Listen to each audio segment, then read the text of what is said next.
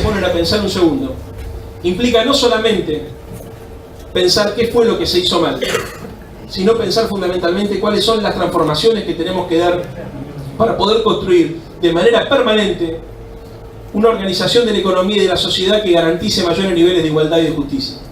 Entonces, algunas ideas para abrir el debate. En primer lugar, así como los estados que lograron desarrollarse tuvieron la valentía de nacionalizar los recursos estratégicos de sus áreas económicas, el caso del cobre en Chile, el caso del petróleo en Venezuela, el caso del gas en Bolivia, en algún momento el campo nacional y popular tendrá que pensar qué hace con los cereales y con la soja. ¿Qué hace con el sector de la economía que produce dólares? Para que no vuelva a aparecer la famosa restricción externa, ese cuello de botella que hace que cada vez que crece la economía argentina también crezcan las importaciones y con el tiempo volvamos a pegar una caída. En segundo lugar, compañeros, habrá que pensar qué parte del excedente económico el Estado decide políticamente no distribuir a los efectos de poder repensar la estructura productiva, orientando el crédito y generando, no sé si una burguesía nacional, pero por lo menos una burguesía social asociada a una suerte de Estado empresario inteligente que intervenga en determinadas áreas estratégicas pensando en un proyecto de integración o de elaboramiento de la cadena productiva. Pero para eso es necesario también tener un acuerdo social que parte de ese excedente que la Argentina, ese excedente económico que la Argentina produce, no va a ser distribuido, sino que va a ser invertido para que futuras generaciones puedan disponer de ello. En tercer lugar, la cuestión del poder, fundamental, para poder construir una democracia más igualitaria, una sociedad de iguales, para poder redistribuir el excedente, para poder apropiarse de los recursos estratégicos, se necesita poder político. Y el poder político consiste no solamente en tener la capacidad de movilizar un pueblo cada vez que la puja distributiva así lo reclame, sino también, como dicen los compañeros de Podemos, consiste en saber construir una suerte de normalidad revolucionaria. ¿Y qué significa normalidad revolucionaria? Significa que si para cada cambio estructural, como puede ser la ley de medios, nosotros tenemos que estar obligados permanentemente y recurrentemente a movilizar a las masas a la calle, en términos de plantear la disputa política como puja de poder concreta, real, en términos de acción directa, los cambios que vamos a poder realizar van a ser muy parciales. Para que se pueda transformar la matriz económica, cultural, ideológica, política de cualquier sociedad, se necesita construir institucionalidad. Y la institucionalidad no es una bandera de la derecha. Eso es otro error estratégico que hemos cometido no los argentinos, sino la mayoría de los proyectos nacionales y populares al descreer de la institucionalidad de algunos procesos políticos en algunos cambios. Voy a poner un caso concreto. La asignación universal por hijo tendría que haber sido ley en nuestro gobierno. Voy a poner otro caso concreto. La ley de medios se tuvo que haber instrumentado como corresponde en nuestro gobierno. Y si era necesario, se tendría que haber enfrentado con la justicia, que fue en definitiva el ariete que utilizó el poder económico para evitar que la ley de medios se lleve adelante. Si el día de mañana Cristina decidiera dejar la política, ahí también nos daríamos cuenta de la importancia de tener instituciones no solamente en la dimensión estatal, sino también algún tipo de herramienta política que nos permita no tener que depender de un líder para poder expresar un discurso político, construir una mayoría. Y fíjense ustedes lo que pasó en Venezuela con la desaparición física de Chávez, la consecuencia de no tener partido político, no en términos de cómo lo entienden los radicales, sino en términos como lo entiende Gramsci o Lenin, como organización política del pueblo que tiene capacidad para intervenir sobre la realidad de manera coordinada, institucional y permanente.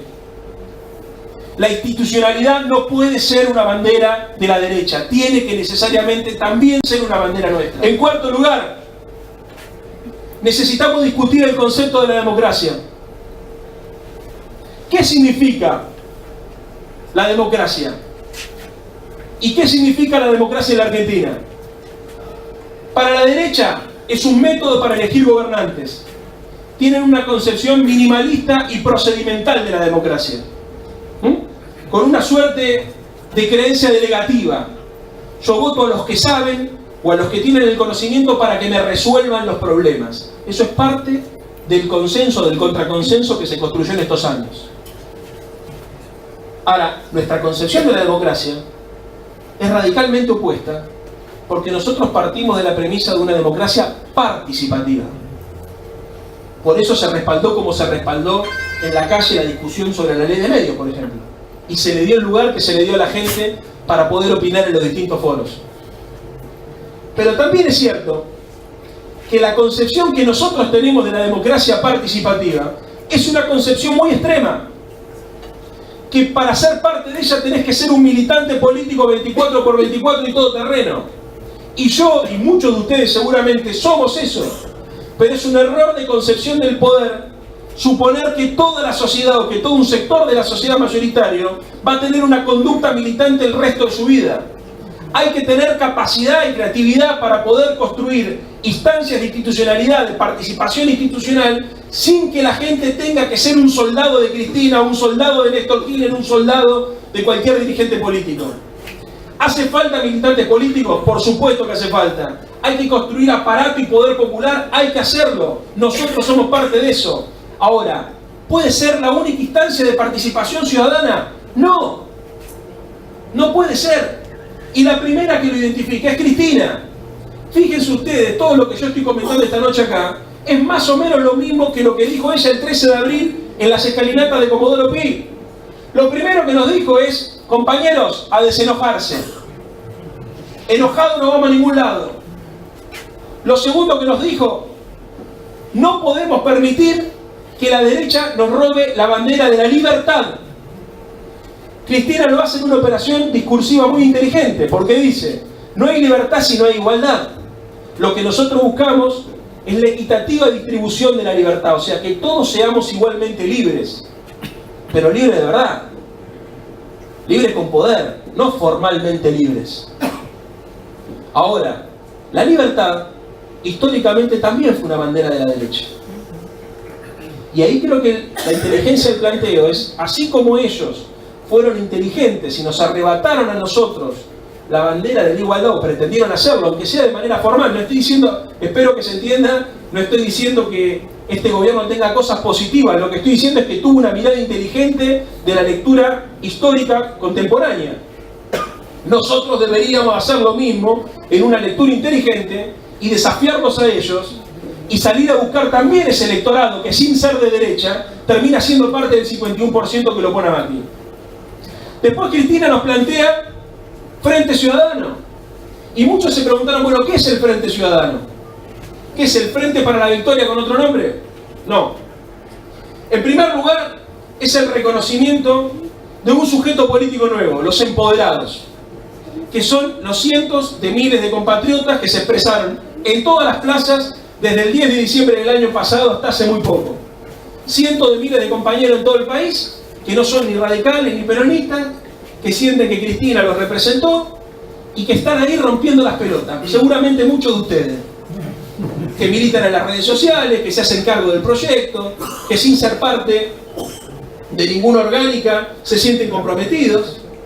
Ese sujeto político es nuevo, no tiene representación. Después hay otro sujeto político que está pendiente también de conducción política y de debate político, que es el universo sindical.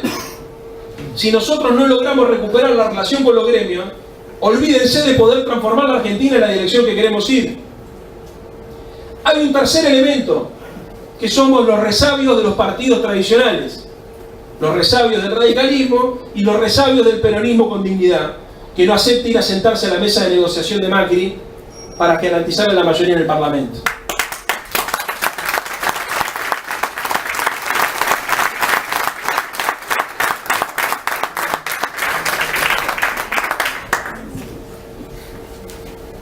Y por último, los independientes. La gente que no toma posición política. Nosotros muchas veces cometemos el error, como somos militantes políticos y estamos muy convencidos de nuestras ideas, de subestimar a aquellos vecinos o a aquellos compatriotas que no asumen una posición política, al punto que muchas veces llegamos a ofendernos.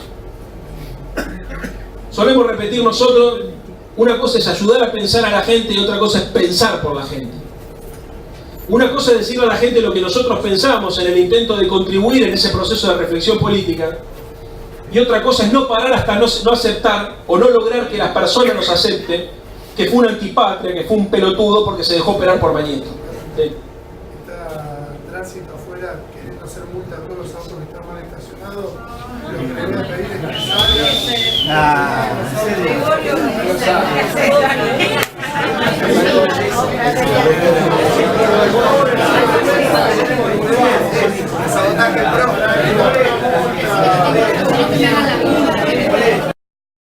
La dictadura menos la policía de tránsito de César.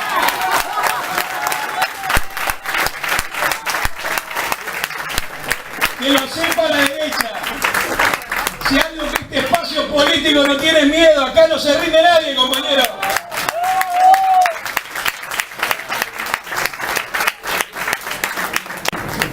Para cerrar, y si les parece abrir el debate, yo intento vincular permanentemente la idea de lo cultural, lo social, lo político y lo económico, como se darán cuenta, con distinta suerte, de acuerdo al día y de acuerdo a las circunstancias como uno se despierta. Pero honestamente creo que es un trabajo que tenemos que hacer todos, porque la discusión en la Argentina es necesariamente integral. No podemos cometer el error de escindir los debates. La derecha todo el tiempo nos va a llevar a ese terreno. La discusión económica, los economistas. No es así. Por eso el programa de Navarro se llama Economía Política. Porque para nosotros la economía es economía política. Porque es la política la que define la dirección de los instrumentos. Pero fundamentalmente, porque tenemos una visión inconformista de la realidad. La derecha cada vez que te propone un programa económico parte de la premisa de la resignación. Esto es el sinceramiento de la economía, la normalización de las relaciones de poder. Así fue, siempre y así será. Siempre hubo pobres y siempre hubo ricos. Ese es el discurso de estos hijos de puta. Que nos asumamos como parte de un pueblo desigual y que seamos felices con eso. Por eso, esta suerte de budismo New Age, donde todo es individual,